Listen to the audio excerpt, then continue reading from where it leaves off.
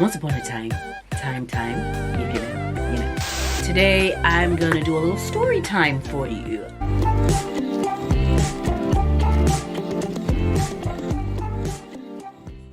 Hey guys, welcome back to my channel. Today I'm gonna do a little story time for you. So once upon a time, if you know. So I'm gonna tell you about the time that I was drugged, and I didn't realize till like a few days later when I started to really think about it. Anyway, so many moons ago, when I was in my 20s, I would say this is probably about, I was in my early 20s, so probably like, this is probably about 15 years ago.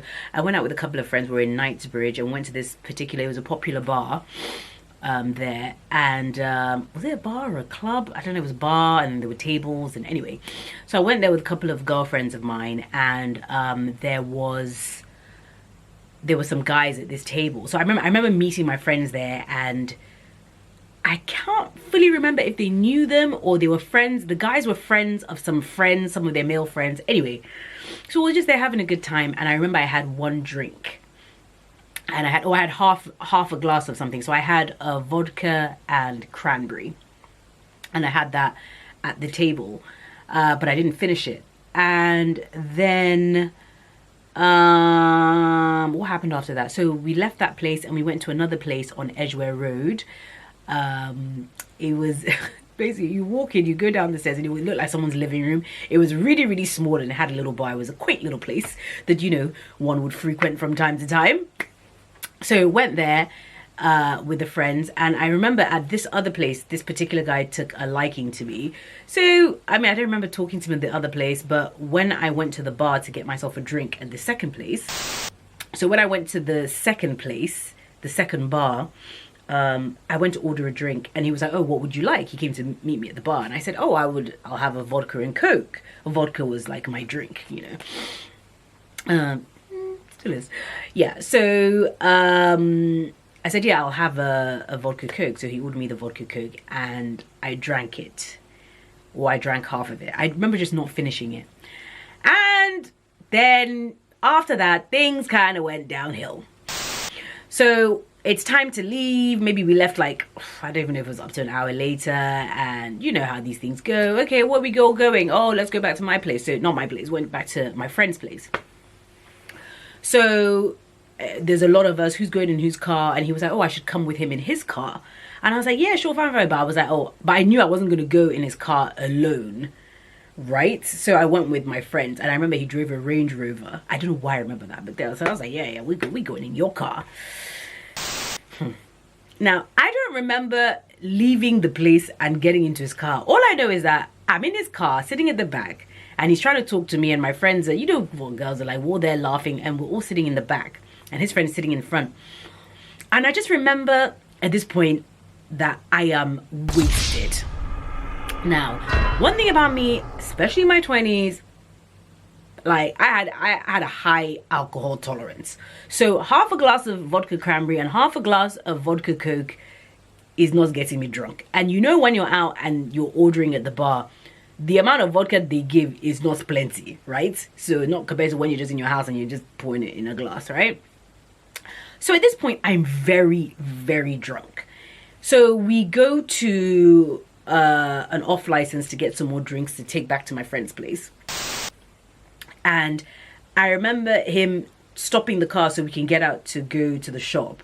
And I remember opening the door while the car was still moving and falling out. I mean, it was moving slowly because he was about to park, but I remember falling out and hitting my head on one of those, like, you know, those like electricity boxes you see on the side of the road where they're doing maintenance and stuff, on one of those green things, green or gray, anyway. I remember falling out and hitting my head, and we're all laughing because everyone was like, oh my gosh, you know, she's so drunk.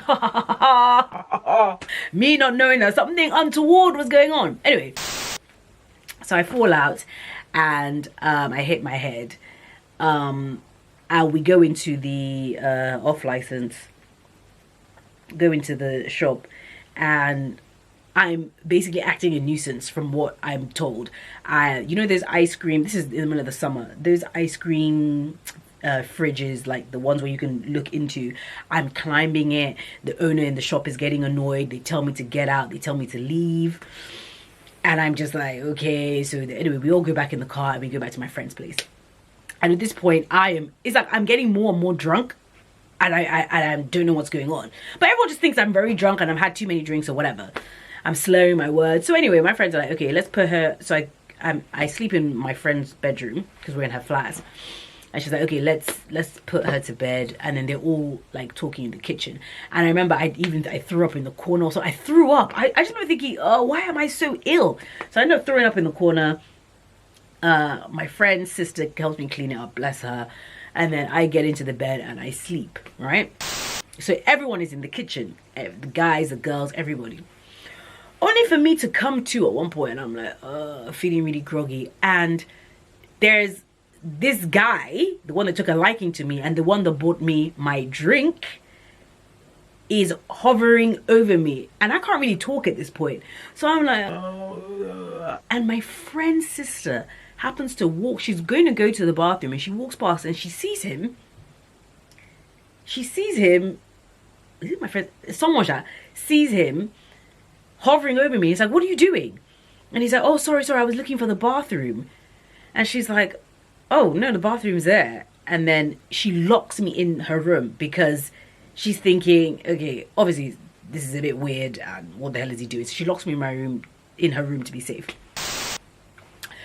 From what I gather, the next morning we all talk about this and it seems that somebody, and I have to assume it's that guy, the one that bought me my drink, put something in my drink. And then next thing you know, I am all over the place, blinding drunk, can't see, throwing up. And then when I am alone, he's hovering over me. Why was he hovering over me? We don't know. Thank God nothing else happened. Thank God I wasn't on a date with him. Thank God. Like, imagine if nothing happened and then maybe he took my number and then I went on a date with him alone and this happened alone. You know what I mean? So there's so many things to thank God for. And I remember after that, I started being very, very careful. If somebody was going to get me a drink, I remember I'd be watching like a hawk, or I would get things, or I wouldn't. I remember I went through a stage where I wouldn't even let you get me a drink. I'd get the drink myself, or I would have to get something that was bottled, like something that was bottled. What kind of English is this? Something that was in a bottle, because of fear that someone's going to slip something to me. So I'd make sure they'd open it in front of me before I drink it. And I just remember getting my own drinks and just being very, very wary that there's like some real creeps out there. And also, who else has he done it to? I don't remember his name. I can't remember what he looked like at the time. Now I don't remember. I remember his ethnicity and all that stuff. But it was just really, really, really creepy. And you know what? When I look back and I think about stuff that happened in my 20s and how, you know what? It's not, I keep saying, you know what? It's not judging my 20s, because I lived life and I enjoyed myself. And I look back and I think, man, I was really reckless. And it wasn't even reckless. I think it's just growing up. It's finding yourself. It's enjoying yourself. 20s are for living. Let me tell you something. Like, I'm now in my 30s and I'm a mom and I cannot blink and say I want to go to Dubai now. And the amount of things I would need to sort out before I can do anything, you know, life is just different. And I love my life. And I'm not saying, oh, I wish I was in my 20s. No, because 20s are for living. It's for exploring. It's for knowing yourself. It's for dating. It's for, oh, is this the right guy? Is this the, you know, it's for making mistakes. It's just, 20s are beautiful and it's for experiences. And I look back now and I think, you know what, man, and then I wasn't even born again. God saved me on so many occasions, countless times. There are times where God is working and we are just clueless. What's the song? Even when I see that you're working, even when I don't know it's you working, stop working. You never stop working. I mean, he just never stops working. That's the whole point. Like God is just doing things that we are not even aware of, saving us from stuff that we are completely clueless about. And yeah, I mean, yeah, of course, you know, I had to bring it back to Jesus, but it really is that. I mean, that could have gone way left. That could have been some kind of trauma, you know, carrying around. And I am just so eternally thankful. I look back and I just think about, I mean, I should do another story time. I have stories for days, just random stuff that happened that, God, I thank you. Like, there are just too many things that he saved me from. And I am eternally grateful. So yeah, I just thought to share. But you know, if you're watching this, be careful out there. People are crazy. Human beings are wicked. And that's the end of that. And to that guy, I hope he sorted himself out. And I pray he didn't do it to anybody else. And if he did, I pray he got found out and he's in jail. Simple as, you know. Okay, guys. I will speak to you in my next video. Take care. Bye.